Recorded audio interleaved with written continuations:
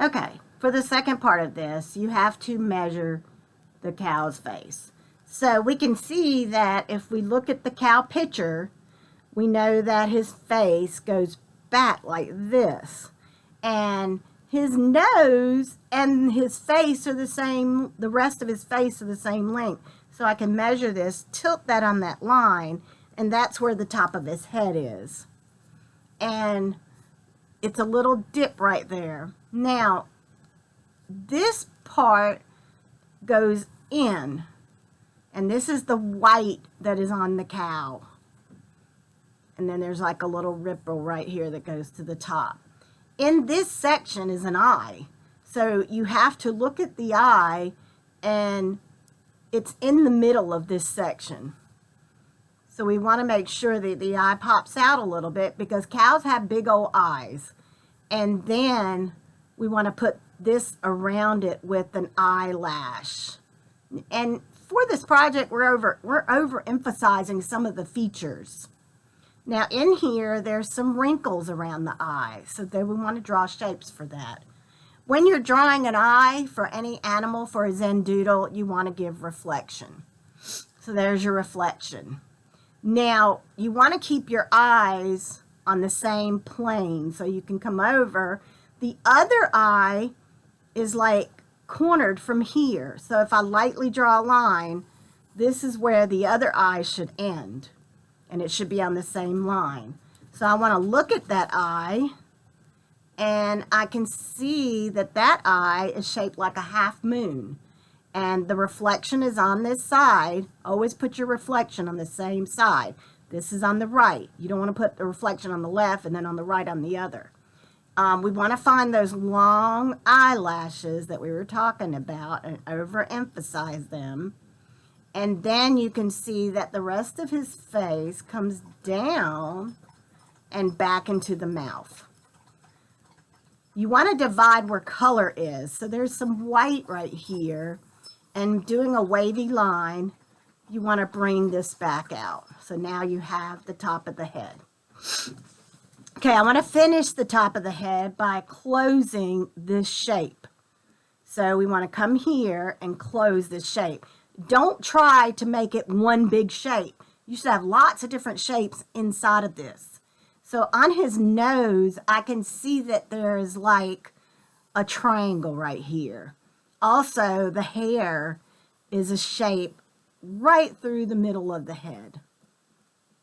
And it's all white, but it should be two individual shapes for the sake of a Zendoodle. A Zendoodle, you just don't draw everything the same. You got to have different shapes to represent it. And I see a little extra piece here. Now, we want to make the horns. When you look at the horns, however much paper you have left, you want to make sure that the horns represent that. And the one horn looks like it's in the middle here, like right here. The other horn is coming out the top. This horn looks bigger because it's closer to the camera. This one looks smaller, but we're just going to draw it till it comes to the end and then comes back into the head. You want to make sure it's kind of thick. If you look at the horn in the picture, it has two colors on it. So there's a darkness here. There's also a little place of darkness there. And I see a little edge of darkness right there. Then I want to come do the other horn. And I want to search for the dark. There's dark on the edge here. And there's some little darkness here. And actually, I shouldn't have made that. I should have done it like that. Okay. Now you have a cow with horns. Now we need ears. You just don't draw ears any old place. You got to figure out how long they are. The ear on the left looks a lot longer than the ear on the right. So you want to sit here and say, I can see that the ear comes from the eyelashes at the top, and at the bottom, actually there's a little more skin here, and that is where the bottom of the ear is. And I have to figure out how long the ears are, so I can look at the picture and I can see they're just as long as half the nose. So I can come to the nose and I can do this. Well, actually it's a little more than half. Come here, And I know my ear needs to be way over here. Okay? Ears are soft and furry, and they come round. They're ovals. So I want to come up on my ear and then go back down. And then I want to do the bottom part. There's hair inside that ear. So I want to show that there's hair in the ear, like that. The other ear is bigger. It is almost the whole nose. So I measure the nose. I'm going to come over here. That other ear is this big. It has a dip right here by the eyelashes. There's a little dip. And there's also an extra piece where it connects to the face. Then that ear needs to be drawn off the page. Also an oval. Okay? And then if you study it, you can see that there's a wrinkle here. There's a wrinkle there. And then you have to put the hair in. Now I have 2 ears, 2 horns, eyes. And I want to look through this area to see if there's anything I missed. And I see there's a wrinkle here. And I can also see that there's a little bit of different in coloration there. Now, the body is what you call foreshortening.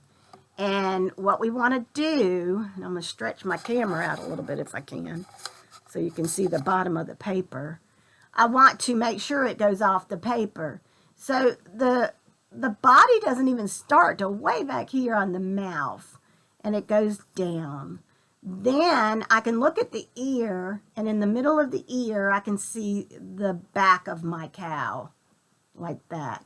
And then his little belly sticks out further than the hump.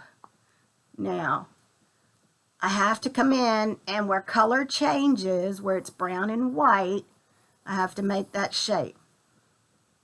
There is a dip right here for the chest of the cow. Always make your lines connect. And then I see a leg here. I also see a back leg, and you can even, if you look at the picture, you can see that the back leg, you can see the whole foot. It's not just a little leg off the paper. You can see the foot. So make sure that you put it in there. And over here, you're going to need to put the other leg in. So I can see that this kind of goes like a triangle, and there is his other leg. Go back and find all the areas where there is different colors. There's a dark shade coming right here by the neck. The more different shapes you have, the better your Zen-Doodle will look. And you want to make sure that you divide it as much as possible. I have a lot of space over here. So instead of drawing the whole ground, I'm just going to do the little bitty trees back in the background. I'm going to make a horizon line. And on that horizon line, I'm just going to do some shapes that I see in the background of this picture. And that's it, guys. That's what you need to draw. You can slow this video down and draw with me, or you can watch it and then draw it yourself. But you need to look at the picture of the cow. You need to go slow. You need to search. You might see more shapes than I saw. You might see nostrils. You might see, a little shape that I didn't see. But that's okay, because that'll make it yours. What I want you to do, though, is I want you to measure. I want you to, start with the nose, find a point of reference, and then continue from there. So today your grade is going to be based on you making that cow measured, and that I can tell that you started with the nose and you just didn't draw a shape. Some of the cows I got yesterday were the body was going that way, things were going in different directions. So watch the video. You should get a printed picture of the cow, and that's what I want you to do. When I come in Monday, we're going to enlarge. All right,